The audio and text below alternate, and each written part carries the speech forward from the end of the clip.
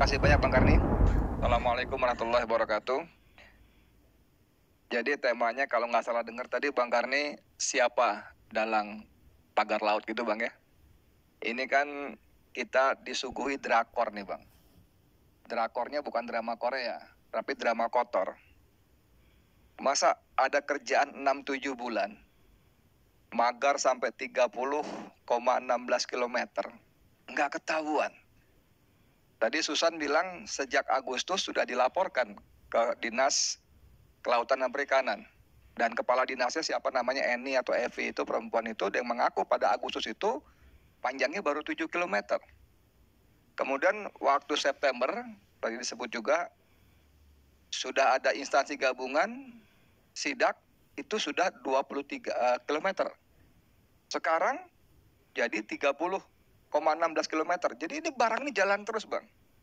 Kalau kita ikutin apalagi media sosial, grup-grup WA, itu kemarin masih ada beredar lagi video pendek kepala desa Kohot lagi ngomandanin, pasang itu bambu-bambu gitu. Saya nggak tahu kapan kejadiannya, tapi narasinya kepala desa Kohot sedang mengomandani. Ini barang kelihatan semua nih Bang, aneh juga gitu loh. Kalau orang kompak semuanya mengatakan sampai sekian bulan nggak tahu siapa. Ini sebetulnya kan barang gampang gitu. Barang gampang nih. Siapa namanya, Pak Tasrin ya. Panggil aja. Ditanya, kamu nelayan betul? Enggak Pak, saya staf desa. Ah, kan satu kan? Lalu kamu bilang kamu swadaya membiayai ini. Iya Pak. Kamu tahu berapa biayanya ini? 30,16 km. Ada video di tengah laut, ada beko, bahasanya, beko itu lagi menanam bambu. Berapa sewa beko itu? 170.000 per jam. Nelayan punya duit segitu. Berapa batang bambu harganya? Berapa biaya orang yang mengerjakan? Jadi ini kan kita ini jadi dibikin dan dianggap bodoh semuanya gitu loh. Jadi kalau misalnya serius pemerintah, oke, menyegel satu soal lah, walaupun kalau cuma masang spanduk berwarna merah disegel itu tukang sablon juga bisa, nggak usah dirjen gitu loh. Ya kan itu kan dirjen kan, tukang sablon juga bisa. Kan tinggal ditanya, kamu bener. Ini aparat penegak hukum, apalagi polisi maksud saya, itu kan canggih-canggih. Orang yang dituduh, diduga teroris, udah ketahuan tuh. Bisa di Lamongan, Bojonegoro, segala macam ketahuan, lalu digerebek dengan drama-drama khusus. Ada korban pembunuhan, mutilasi, kepala di mana, kaki di mana, ketahuan. Siapa korbannya, siapa pelakunya, ketahuan. Ini barang, kalau kata, sorry saya sebut merek ya, majalah Tempo, ini pagar di depan mata tidak tampak gitu loh. Jadi maksud saya kalau mau, maaf ya kalau saya nggak sopan, kalau bodoh sih oke lah gitu. Tapi jangan proklamasi begitu dong gitu loh. Coba tanya sama beliau nih, duitnya dari mana? Duitnya siapa? Kan gampang itu. Nggak usah digebukin lah, nggak usah. Tanya aja kalau bahasa Kang Khalid tadi, coba deh kalau sumbernya jernih, maka keluarnya jernih. Ini kalau dia bilang kami nelayan Kohot tidak keberatan, Kang Khalid bilang jangankan Kohot, semua nelayan di desa-desa itu pasti tidak keberatan kalau yang ditanya aparatur desa. Kalau nelayan, Susan bagus sekali mengatakan tidak ada sejarahnya nelayan justru mengganggu alur cari hidup dia. Dengan memagari itu nggak mungkin, mustahil gitu loh. Mana ada orang mau keluar duit berpuluh miliar tuh Bang Garni. Saya yakin, saya nggak ngitung-ngitung, tapi anak saya kuliah di teknik sipil, iseng-iseng dia ngitung, ini segini benar. Dengan asumsi sekatu batang sekian, udah dihitung. Anak masuk semester 5 sipil, udah dihitung, itu berpuluh miliar. Jadi maksud saya gini loh, ini kan menunjukkan lagi bahwa memang ada kekuatan yang dianggap sangat dahsyat Bang Karni. Sangat dahsyat sehingga nyaris tak tersentuh. Dan dia merasa bisa melakukan apa saja. Bukan rahasia. Tadi Kang Khalid menyebut, ini kerjaannya namanya mandornya Memet. Ordernya dari Gojali atau Engcun. Perintah dari Ali Hanafiyah, Lijaya. Siapa dia Ali? Ali itu adalah orangnya Aguan. Itu satu rentetan, gampang banget gitu loh. Tadi Bang Karni mengatakan bahwa negara sudah hadir kok. Kemarin si Ahmad Muzani, Sekjen Gerindra, Ketua MPR mengatakan Pak Prabowo sudah setuju memerintahkan mencabut. Dan menurut kita memang bukan mensegel. Perintah bongkar sebetulnya. Perintah bongkar, tangkap, pidanakan pelakunya. Tadi saya juga baru dengar dari Susan tadi bahwa ternyata di bawah bambu itu ada karung-karung yang mengganggu ekologi, itu udah pidana kriminal. Kan masalah kemauan apa enggak. Cuman Bang Karni, kita tahulah siapa Sakti Wahyu Trenggono. Ini kan bagian dari inventarisnya Joko Widodo. Bagian dari 17 bekas menterinya Joko Widodo. Makanya mohon maaf, saya pagi tadi bikin konten juga di Bang Edi channel saya. Begitu perintah Prabowo untuk mencabut, saya ragu. Apakah Sakti Trenggono akan melaksanakan? Karena sebagai menteri dia harus melaksanakan perintah bosnya. Tapi sebagai loyalis Jokowi, dia bingung. Gimana ya? Dan ini bukan kata saya, Bang Karni. Dalam beberapa kesempatan,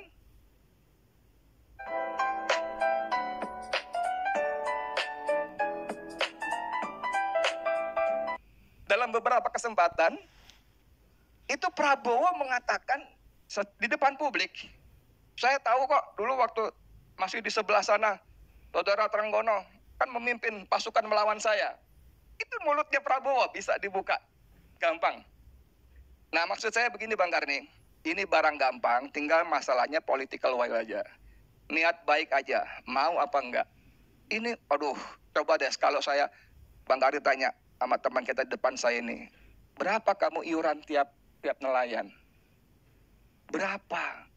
Siapa yang mengerjakan nanam bambu? Enggak kejawab. Hakul yakin. Enggak kejawab. Berpuluh miliar itu. Gitu Bang Karni. Kemudian saya ingin mengomentari Pak Nur Mutakin. Ngomong-ngomong soal RT RW. Yang lagi-lagi saya dengar Susan tadi bagus juga. Bahwa enggak ada participation meaningful dari masyarakat. Tapi oke lah, saya mau lihat saja. Ini tadi saya buka-buka ketik-ketik. Ini ada, sebentar. Astagfirullahaladzim.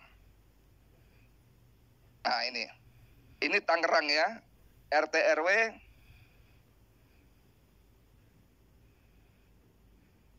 2011 sampai 2031.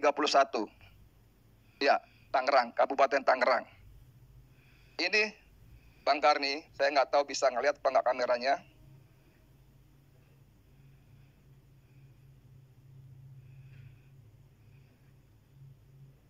Nah ini.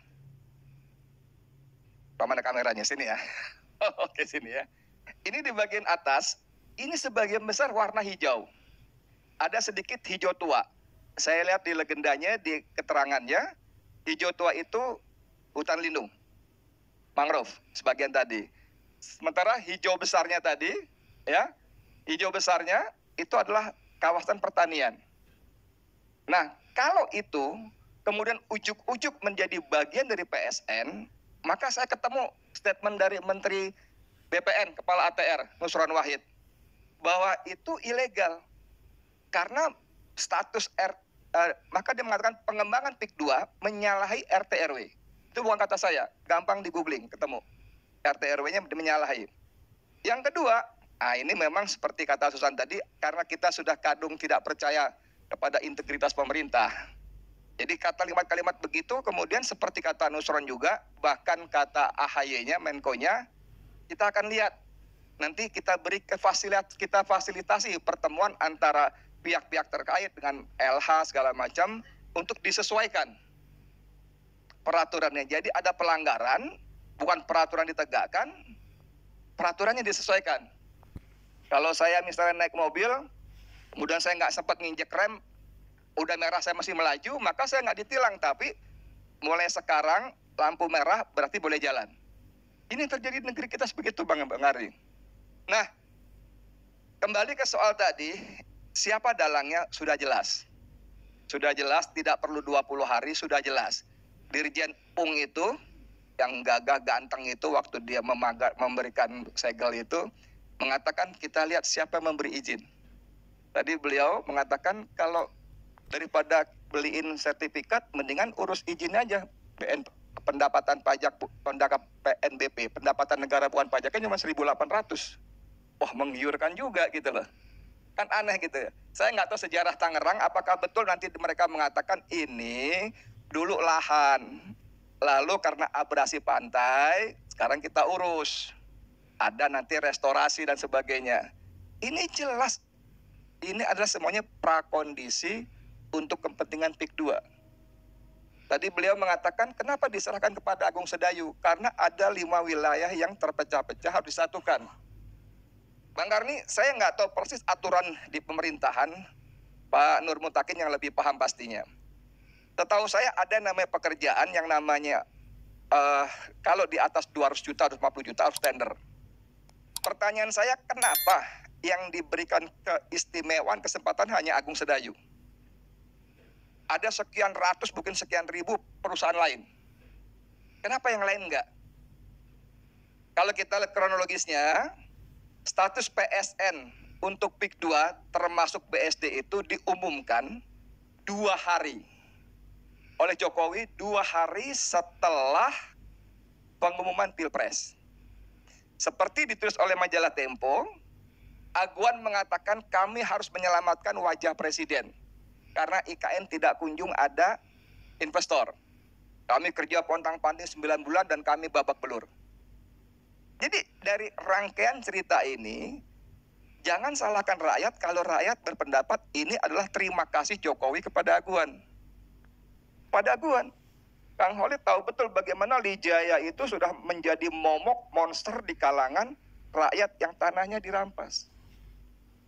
Di ujung semua itu, saya mau tanya, apakah Majelis Ulama Indonesia yang kemarin Mukernas mengeluarkan 12 rekomendasi, rekomendasi nomor 11 mendesak pemerintah untuk membatalkan PSN PIK 2 karena banyak mudaratnya. Apakah itu ulama-ulama, nah ini ada MUI-nya nih, apakah ulama-ulama tidak cukup berharga untuk didengar rekomendasinya? Seruan serupa datang dari Muhammadiyah, dari PBNU, bukan Said Akil Sirot ya, dari PBNU, dari Matlaul Anwar, organisasi masyarakat Islam yang sangat kuat di Banten dan sebagainya. Belum lagi para aktivis, para ilmuwan, segala macam. Apakah semua itu tidak cukup membuat Prabowo memberikan atensi? Sampai hari ini kita belum mendengar dari mulut Prabowo sendiri, Bang Karni. Perintah mencabut itu kan baru katanya-katanya. Kita tidak tahu apakah itu akan dilaksanakan atau tidak. Tapi pada saat yang sama, di Depok, ada anak muda namanya Sandi Butar-Butar, pegawai kontrak Dinas Pemadam Kebakaran di Depok sana, tidak diperpanjang kontraknya karena katanya dia membongkar korupsi atasannya dan membongkar alat-alat dampak repek yang rusak.